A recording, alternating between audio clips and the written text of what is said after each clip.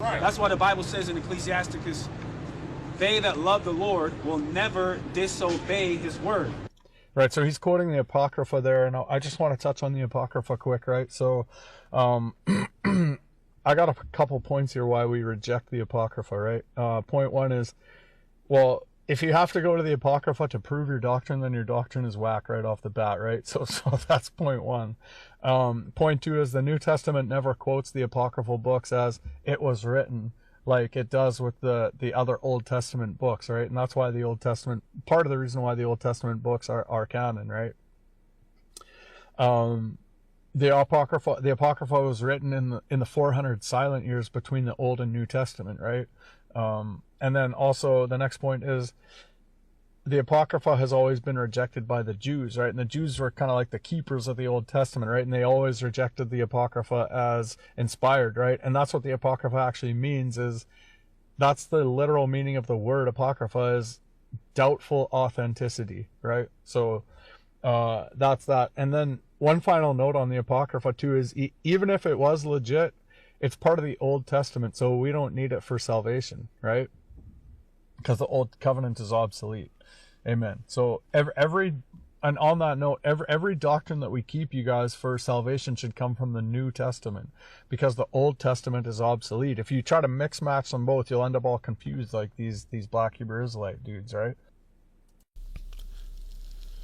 I want to give all the praises and the honor to Yahweh Bahashem, Yahweh Shai Bahashem, Ruach HaKodesh, and double honors to the elder apostles, the elder bishops, and you other elders that is pushing this work and laboring in sincerity, and you brothers, honors to you brethren, you supporters to this truth, you prophets and supporters of this truth. Shalom to you sisters, shalom to the elect. So anyway, I want to go in this video with this guy Dan Peridot. Finally I get a video without a long intro, right? So I like the video because he went straight to the point of what he felt, why he didn't like the Apocrypha. I think he watched too many YouTube videos. He never really did full research, right? It was just another excuse to get rid of the Apocrypha. Now, he said you don't need the Old Testament to get salvation. But we see here in the book of Psalms, this is our inspiration right here, right? The prayer of Moses, the man of God, Lord, and that has been our dwelling place in all generations, right? I mean, you can read all of this. Before the mountains were brought forth, or ever thought hadst formed the earth and the world, even from the everlasting to the everlasting, through the art of God. So I don't get it, but maybe these Christians, they believe that the New Testament is salvation, when the Messiah quoted out of the Old Testament, he said, think not I come to destroy the law. He didn't die to destroy the law, right? This is what they're thinking, that now the law is in him, which it is, but through faith. So we still got to follow the Heavenly Father through his Son, through faith. But somehow this guy, these Christians are like Marcionianites, right? Marcinius, he was responsible for saying, I didn't want the Old Testament. That God of the Old Testament was evil. So let's focus on the New Testament. And that's what the Christians are doing. It's weird. All the information we need in the Bible. In fact, Paul and the Messiah, and there was very quotes out of the Old Testament into the New Testament. We'll get into that, but I want to also read a little more on Martin Luther. Martin Luther, when you look at the King James 1611, the time, let me read a little bit. I kind of know the history, but I'm going to read a little bit. It says in 1611, King James Version did indeed include the Apocrypha, including 1st and 2nd Maccabees, as a separate section between the Old and New Testaments. However, Martin Luther wasn't the one who removed it from the later editions. Right, true. But he was the forerunner of that. Luther did separate the Deuteronomical canonical books into distinct sections in his German Bible translation, right? Because he was a German monk. And I'm not going to go too deep in, all over the board for the history, but he didn't know how to translate that. He had such a problem. In fact, they had to go to school to learn Latin. So they had to omit a lot of that. This is why the book is not for Christians. In the latter days, the true men of the Lord will awake and will have the message and will be able to go into these old canonicals of books, right? Which canon means light, like your printer, right? And bring the truth out. Calling the Apocrypha and stating them that their books are not held equal to the sacred scriptures. So who gave him the right to say the books were not equal to the sacred scriptures? Well, the truth came out that he didn't know how to translate it. So even some of the translations in there, he got wrong, right? And yet are useful and good for reading, but he didn't remove them entirely, right? So it goes on. The later removals come from the publishings that omit to save the printing expenses. The British and Foreign Bible Society in 1804. You know who that was, right? We'll get into that too. Decided in 1826 to exclude the Apocrypha from the Bibles, right? So by the mid 1800s, most Protestant editions had dropped it entirely, right? Who was those Protestants? Those were the ones who did not want Negroes to be slaves. Negroes to be Christians, right? But the evangelicals, they're the ones that said they wrote a book on how to make a Negro a slave to make him docile. I just did a video on that, right? And this is why when Jake built those churches, it was funded by white evangelicals, right? The Protestant churches, which the Klan came out of, would burn those churches down. That's another video.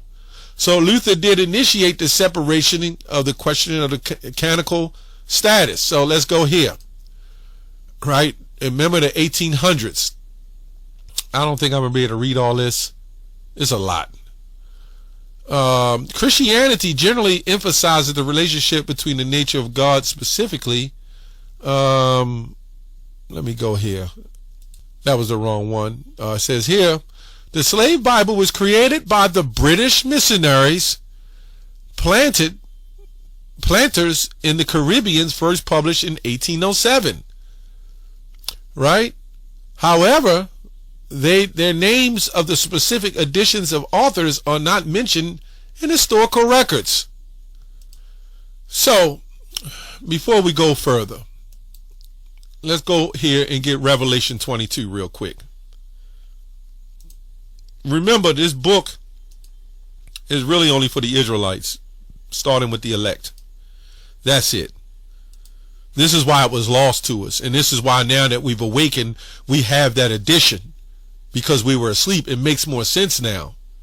No, we wouldn't have had it before because the Lord meant for us to stay asleep. Right, so it says, and I testify every man that heareth the words of the prophecy of this book, if any man shall add unto these things, God shall add unto him the plagues that are written in this book. And then if any man shall take away from the words of this prophecy, God will take away his part out of the book of life and out of the holy city and from the things which were written in the book. So Esau was already mentioned not to even be written in the book or be part of this truth. You already, if you're the elect, you're already sealed, right? So anyway, so what we have is the slave Bible, right? So in the 1611, we had the Apocrypha. And then, as they say, Frank Cherry and them had dreams and visions or whatever they say. I did videos on that. We was already well known before the 1800s. We knew we was Israelites. But during the Bible Crusade, destruction group who took the Bible out, they made sure they omitted not only the Apocrypha, but various other books. But let's go on. The full title was Select Paris of the Holy Bible for the use of the Negro slaves in Britain, West India, Islands, and it was an abbreviation version of the Bible specifically made for teaching pro-slavery version of Christianity to enslave people in the British West Indies. And it's amazing that when I look at these YouTube channels, you got these, let me say, simps of the other nation who will put up these videos and say, well, Christians are automatically converted. It wasn't through slavery. How the hell in a time of slavery was anybody have a right to convert or do anything? There was no rights. You had to believe, right? They forced you to believe. And the ones who didn't, they were so scared and docile, they figured if they convert, their lives would be spared. That's why it says, when they would come, one of these Christians come up to you and say, are you saved in the Lord? That's what that was talking about. When you read the history on it, we were so stubborn and we fought against Christianity. If an owner came up and said, are you saved in the Lord? You would get whipped if you said no. So obviously everybody so-called converted, right? The motivations behind the creation was complex. Missionaries had to appease slave owners in the British West Indies who feared an uprising, which this fear heightened because of Haitian slaves. So, you know, that's why I want to go into. This is why I want to bring it together.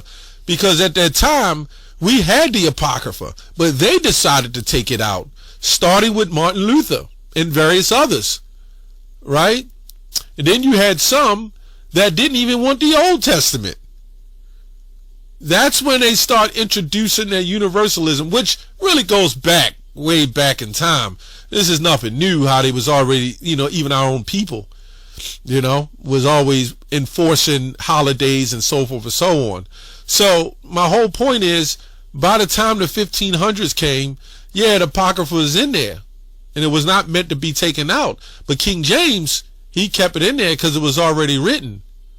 But the Roman Catholic Church, they didn't want that in there, and they kept it out. And then they decided to put it back. Some Bibles still have it.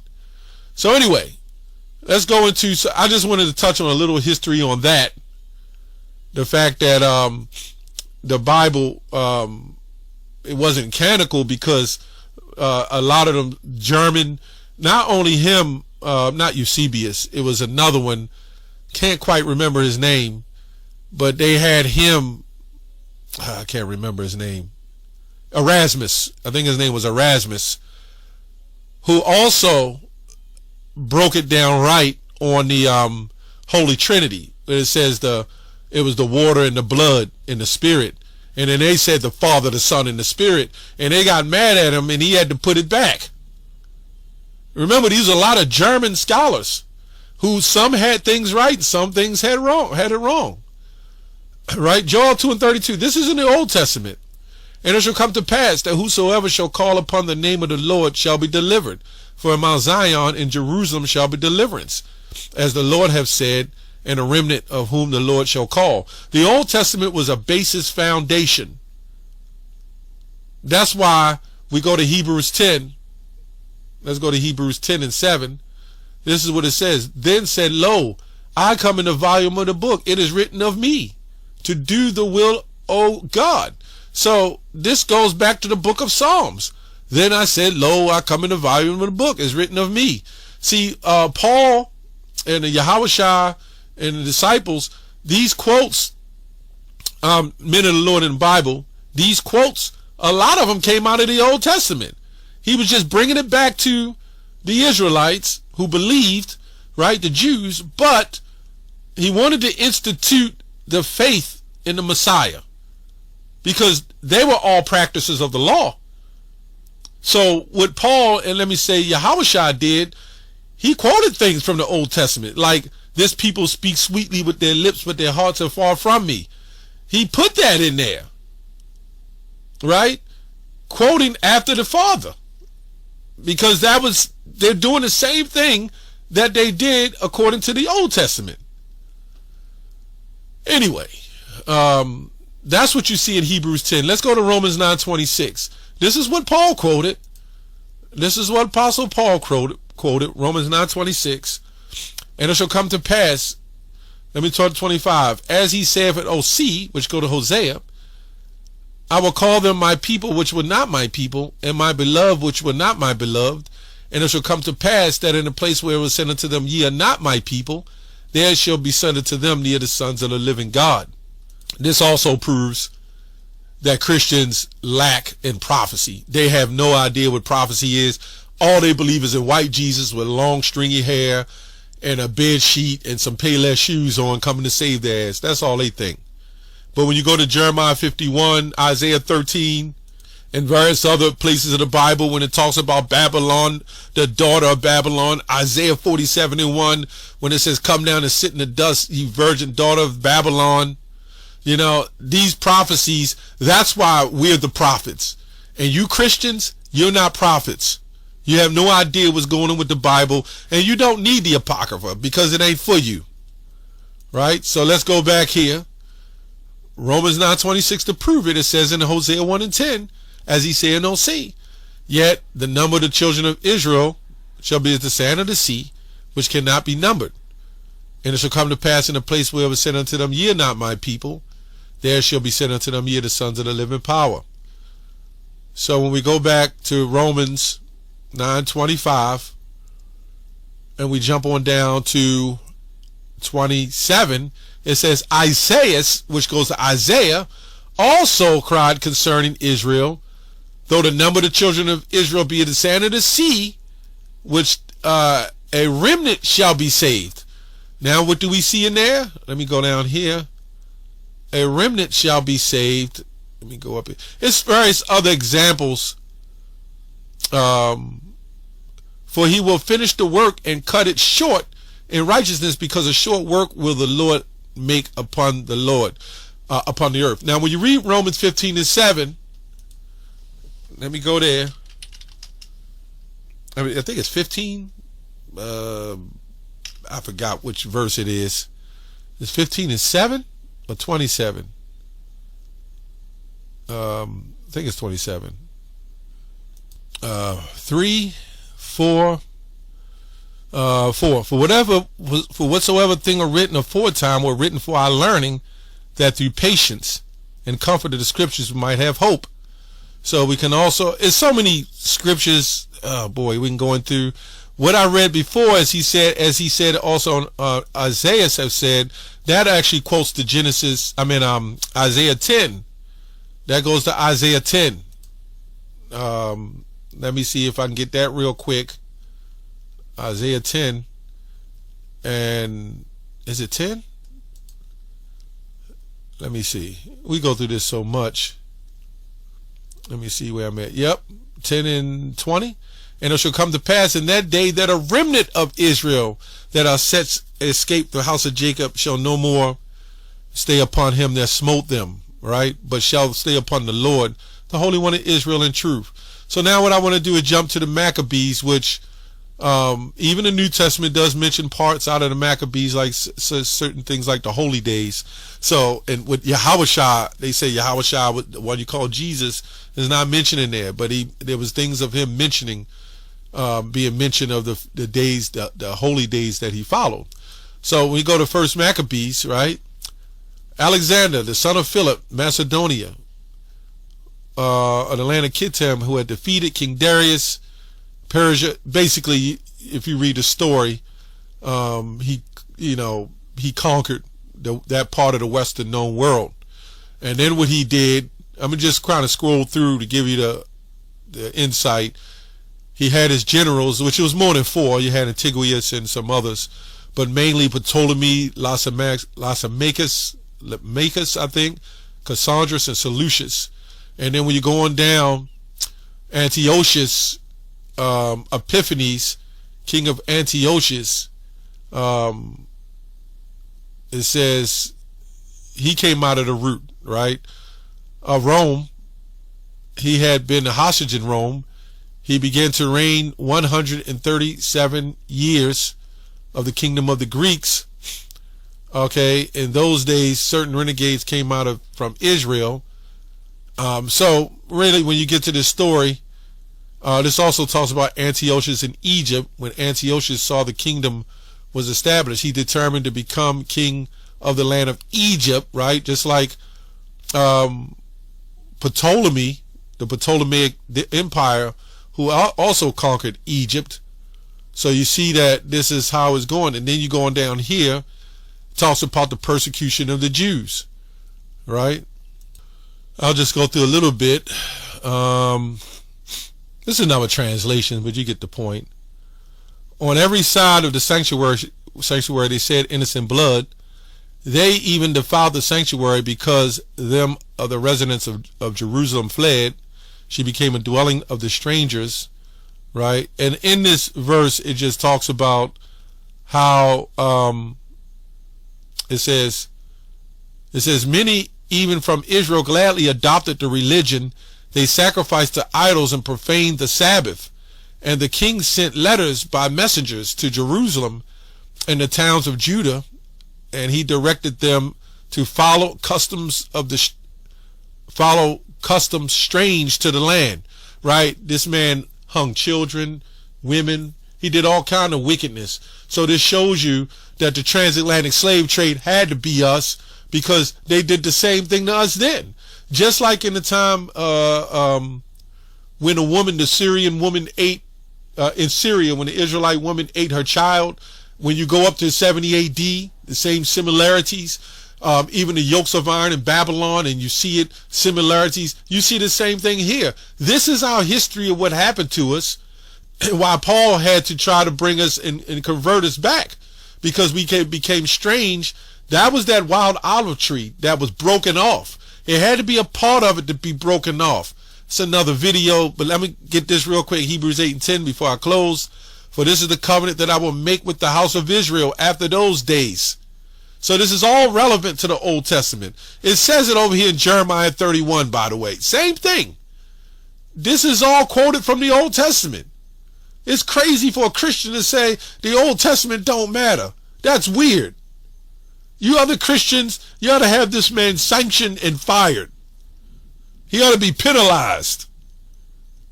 Saith the Lord, I will put my laws in their mind and write them in their heart. And I will be to them a God, and they shall be to me a people. This says, for this is the covenant that I will make with the house of Israel. Period. You just can't come. See how they say we pick and choose, but they come, and because they see this, and also says it in Jeremiah 31 and 33, and then they say, oh, well, if you're a believer, then you are the seed of Abraham. No, the reason why the Messiah said that, because they was boasting all about the law and claiming the seed of Abraham was going to save them. No, he said, if you believe on me, then you are the seed of Abraham, meaning then you will be saved. It's simple, man. These Christians, you know, they kind of go up to the wrong people to try and debate, or weak Christians, or weak Hebrew Israelites. I don't know.